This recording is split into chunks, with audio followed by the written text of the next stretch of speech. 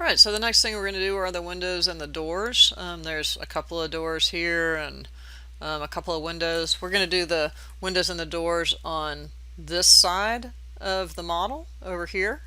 I'm going to turn my shadows off there, and I'll go to my sun settings, and I'm just going to go to lighting and apply. And let's try top right, apply. Actually, it would be top left, right, apply. So we can sort of see that a little bit better. So it's just using random lighting. So there's a door and two windows on either side of the door. So I'm going to go ahead and insert those. So I'm going to go to my Doyle plan A1. And I'm going to go to architecture and door. And the door that I want is not in here. I have some doors, but they won't work. So I'm going to go over here to load family.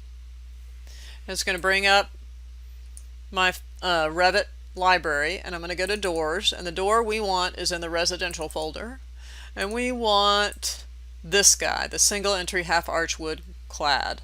And I'm going to click open. It's going to load what's called a type catalog, and so it allows you to have different sizes of the door, and we would like the 36 by 84. I'm going to click OK, and it's going to load it. And doors will only host in walls, so you can't place a door just in nowhere. This door is going to be about in the middle of this, so you can see that Revit likes to find the middle, so you can see it's in the middle right there. And once you get it in the middle and the door is in swing, which is controlled by where your cursor is, left click, and it will actually place the door in. Now if I pick that door, you can flip it with these little flip icons, however you want it to situate itself. So there's the door. Let's go ahead and put a elevation here so we can look at an elevation. I'm going to select this, right click on it, and go to create similar, and come over here and you'll see it'll turn itself around. And I'll left click. Over here I'll rename the view that it created to Doyle North, and I'll scope box it. There it is. So now that's all scope boxed as well. So the windows that we need are double hung windows. So I'm going to go to window, and in the pull down I have some windows, but I don't have the windows that I need. So I'm going to go to load family, and I'm going to come down, and they don't really have the windows that we need here either. So you can always download, and I gave you windows that you can use. I'm going to go to my custom library, and I downloaded some Marvin Windows, and I wanted you just to be able to sort of see how that works. So we're going to use the window double hung, and this was created by Marvin. And so I'm going to open that, and it's going to give me a type selector again, and I'm going to come down and pick how about the 30 by 40, I think might work. And I'll click OK. And it's going to load that. It's upgrading the model because it's a 2015. And some of these files that you get from manufacturers are rather large, so you need to be careful and aware of that and not overuse them, and be aware that if they are really large, they might slow down your model a bit. We don't have a lot of these windows, so I'm going to go ahead and use these guys. But you can see it comes in, and windows are wall hosted as well. So typically the panes are going to be towards the outside. So I'm going to left click, and I'm not really paying attention super close where I'm placing these, right? I mean, they are evenly spaced, so all of these are evenly spaced.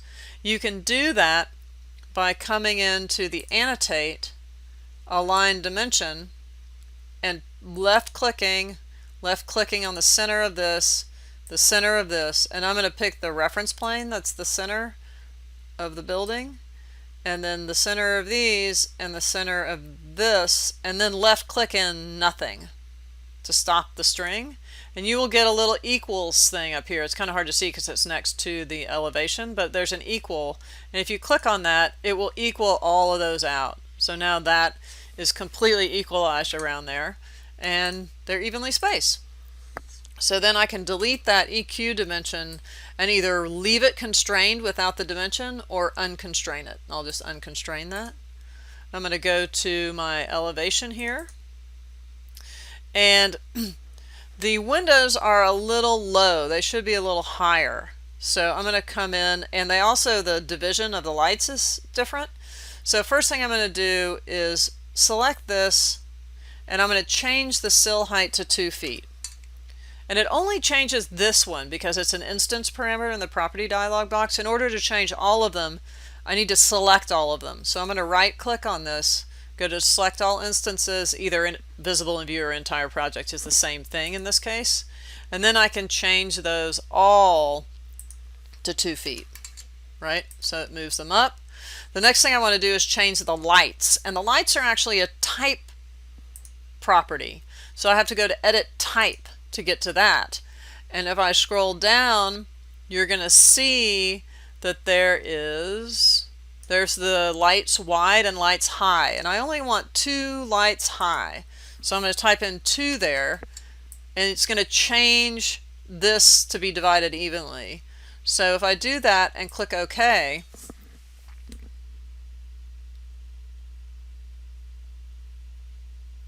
like I said, these are a little heavy, so it takes a while to update all of them, but in a second it will update them. Dun, dun, dun, dun, dun. And now all of those are updated. So a type property affects every one of that type. So when I pick this, the type comes up right here, the WUDH 3040. And if you go to edit type, every one of these that's WUDH 3040 will update. Okay. All right, so that's windows and doors. So go ahead and you can start completing the rest of the building. And I think that's pretty much it for this one.